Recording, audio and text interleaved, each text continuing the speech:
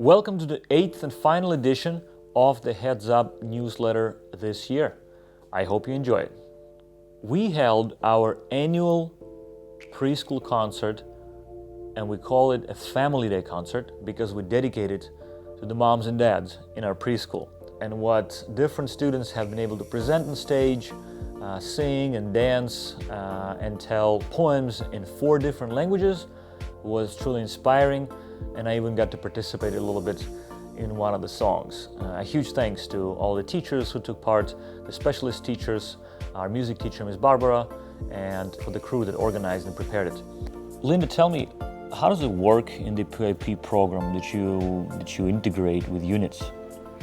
We start with meetings with the homeroom teachers, and we receive information about the lines of inquiry and what the teacher is planning. So, for example, with grade 4, with their unit How the World Works, they were looking at architecture and also looking at different building materials. For other warm-up activities, we did radial symmetry, that is not only observed in nature, but we can also observe it in architecture, specifically in cathedrals from the Renaissance times. Next steps were to create a floor plan of possible room of their dreams. So understanding how architects work, how they create the layout, and the next step would be to create a floor plan of classroom. So they would choose classroom in the school and create a model, 3D model, that hopefully will travel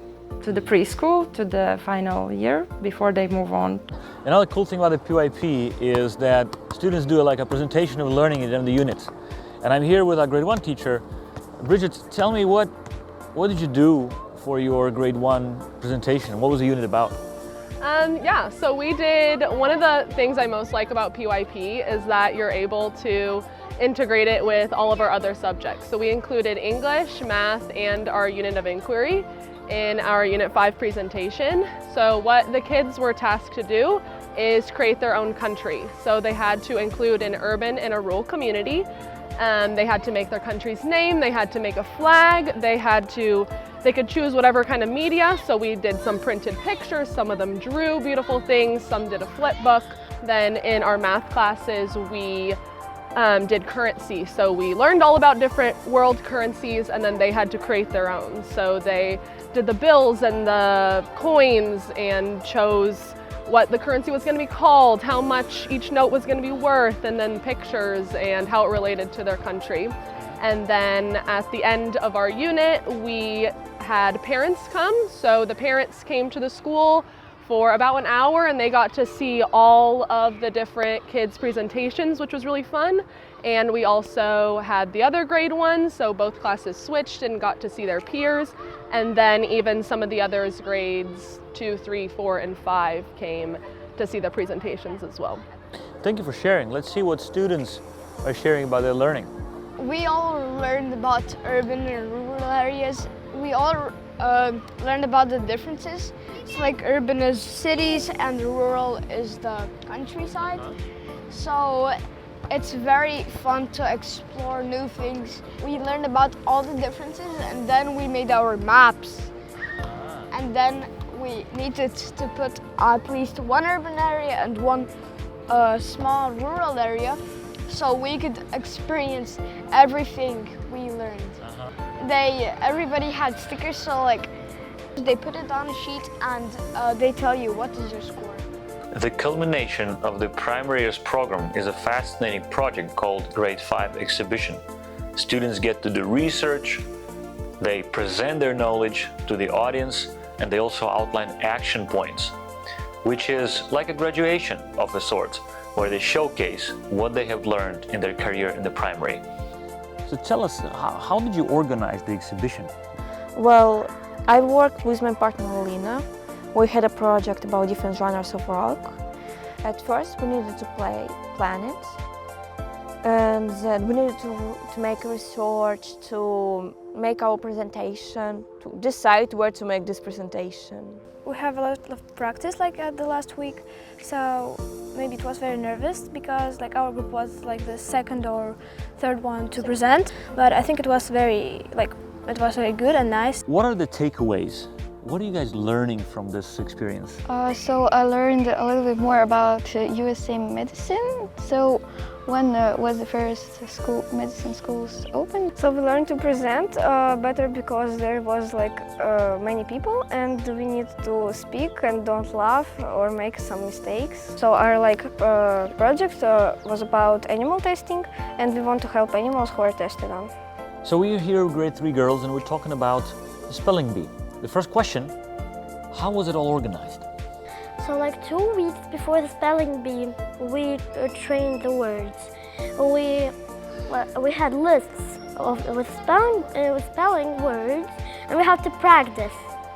In spelling bee, you have to practice a lot because in the first round, the teacher will ask the questions, and like not questions, but will say the words so you can write them.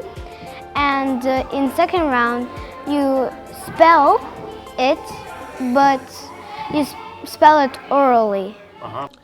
So tell me, Anna, what did you learn by doing spelling bee? I learned by doing spelling bee how to spell words and try my best.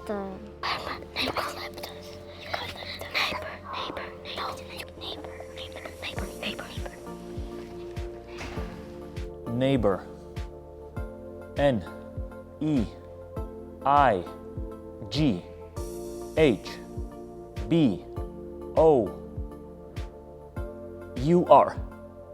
Correct? Correct. Yes!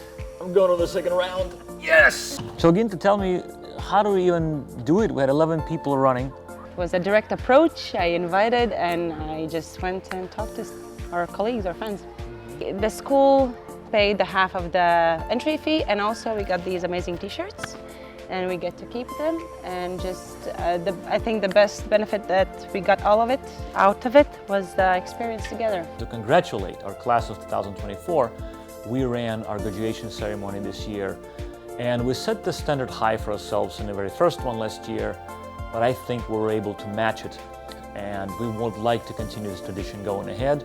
Congratulations to our graduates, to their families, and thank you for being part of the Exupery.